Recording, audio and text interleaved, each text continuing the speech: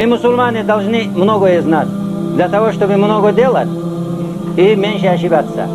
Мы должны многое знать. Знание для мусульманина – это оружие его. Без знания мы ничего не можем делать. Даже по отношению к Аллаху у нас должны быть знания, и Аллах нас требовал иметь это знание. Аллах Та'ala говорит: «Фа'алам аннаху ла илляха илляллах». Знай, что нет другого Бога, кроме Аллаха. Начинает Аллах со знания. Поэтому наши речи, наши выступления, наши записи, все они будут направлены на то, чтобы повышать уровень знаний мусульман. А знание, оно относится к военному делу, к джихаду, к акиде, нравственности, духовному делу, поклонению и так далее и тому подобное. Мы должны все это перемешку один за другим все это делать. Все важно для мусульман.